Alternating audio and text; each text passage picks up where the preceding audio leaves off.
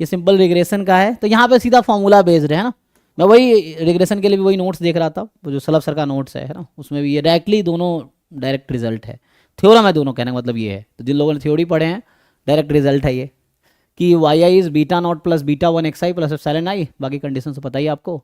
So beta I is the least square estimator of beta I, मतलब beta naught hat जो है और beta one hat. सो हम लोग जानते ही हैं S X Y S X X Y bar minus beta one hat X bar, ठीक है जी, यही है।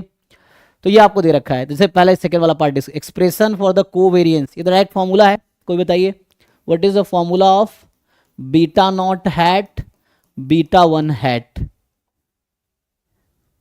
याद है किसी को?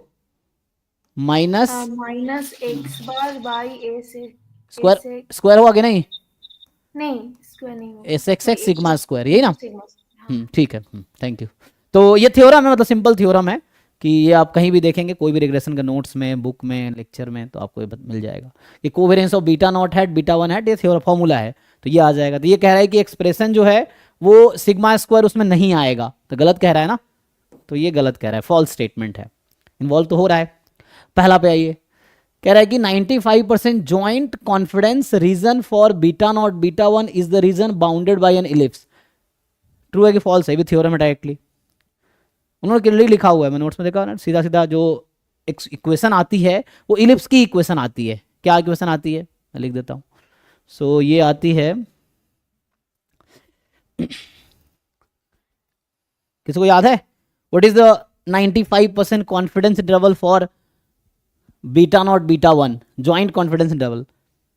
उस नोट्स में है ना, क्लास में सर ने भी कराए होंगे जो लोग लेक्चर अटेंड किए होंगे, तो और उनके नोट्स में भी है। क्या आता है फॉर्मूला? ये कुछ ऐसा है, n-2/2, फिर यहाँ पे sum of square due to regression residual ना, और इनटू में ये कुछ आता है n into beta naught hat minus beta naught whole square, मतलब थोड़ा सा लेंदी सा फॉर्मूला है, plus 2 summation X I beta naught hat minus beta one into beta one hat minus beta one, and आगे plus summation X I square beta one hat minus beta one whole square, ये है।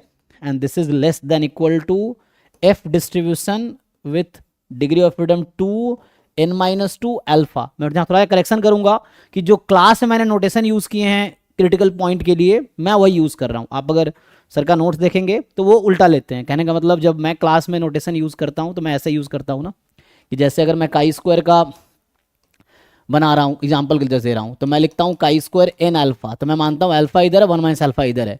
और जो Salabh sir का notes है उसमें उन्होंने उल्टा लिया हुआ है, तो कोई दिक्कत है उसके अकॉर्डिंग, उसमें देखोगे तो 1 माइनस अल्फा लिखा होगा। मैं जो नोटेशन, ये मैंने अपने नोटेशन के हिसाब से लिखा है, ठीक है, वहाँ पर उन्होंने, क्योंकि मैं मानता हूँ अल्फा लिखा था, आगे की प्रोबेबिलिटी अल्फा है, पीछे की 1 माइनस अल्फा है, तो ये लेस देन इक्वल टू है, तो ये 1 माइनस अल्फा है, तो मेरा ये नोटेशन है, उसमें उन्होंने वैसा लिखा होगा, ठीक है ना। तो कहने का ये मतलब एफ में भी सेम लड़ होगा, तो मैं तो ग्राफ बना समझा रहा हूँ। So this the region. और ये कुछ वैसे ही आपको अगर पता हो, एक्स स्क्वायर प्लस 2xy या x square plus y square plus x y is equal to 0, ये किसका इक्वेशन है? ये तो पता ही होगा, x square by a square plus y square by b square बराबर 1, ये तो इलिप्स है।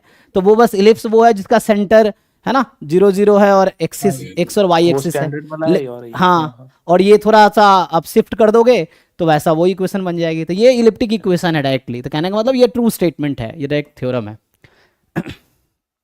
ना। उसमें उन्होंने नोट्स में लिखा हुआ है this is an ellipse that cover 95% probability, मतलब 1 minus alpha probability that beta naught and beta one are contained simultaneously in this plane inside this, है ना। सो ये है, मतलब this is equation of ellipse है। तो ये ट्रू स्टेटमेंट सिंपली, अगर थ्योरी पढ़ा आपने तो डायरेक्टली आ जाएगा। तो पहला ट्रू है, दूसरा फॉल्स है तो दोनों थ्योरम ही है, इसमें कुछ खास है नहीं, है ना। अब एग्जाम में अगर आप ड्राइव करने पे आओगे तो आपको 10-15 मिनट तो लगेंगे ड्राइव करने में, इसका निकालोगे तो उसके याद रखना पड़ेगा आपको, ये भी याद रखना पड़ेगा